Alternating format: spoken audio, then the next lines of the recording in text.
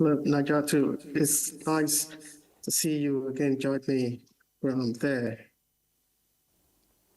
Yeah, Charles, bring us up to speed on what's happening. What makes this year's COP20, what makes COP29 special?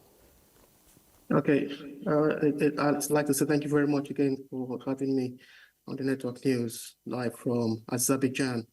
COP29, it's all about climate financing, and that is what every nation right now is pushing for.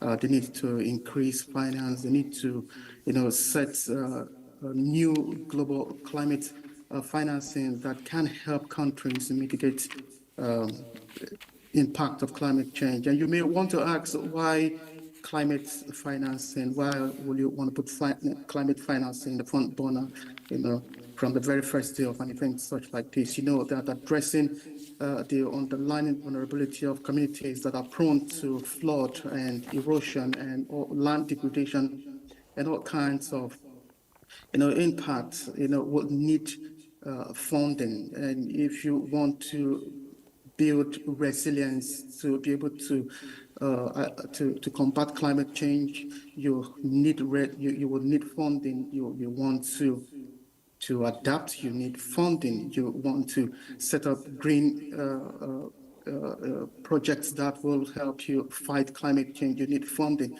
And so it is the first thing that is on the mind, on the menu of the United Nations Framework Convention on Climate Change here in Azerbaijan, Baku. So it is very important for countries. There are other areas that countries that this climate convention will be addressing. There will be a lot of talks on adaptation. There will be a lot of talk on, although then in Dubai, there was an agreement that countries will have to move gradually from fossil fuel and triple the renewable energy and all of that. So other issues like that will also have to be looked at. And as I talk to you, nations are still, in plenary debating the agendas for the next 12 days, where they will have to come out with concrete action that will help nations around the world to mitigate the impact of climate change. So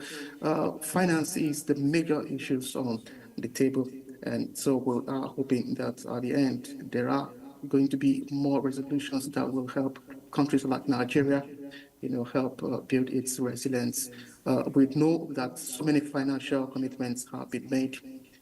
$100 billion have been made, but we are hoping that at the end of this, all the discussions, from the address of the Executive Secretary, United Nations Climate Change, Simon Still, this morning, he was talking about setting a new target. So it means that from the $100 billion that is already on ground, he is saying that countries will need a lot more, $3 trillion for countries to be able to effectively fight climate change. And that is where we are right now, and hoping to unravel more plans, from the UNFCCC. All right, Charles, thank you very much for giving us this intro. We'll be expecting more updates over the course of the meeting.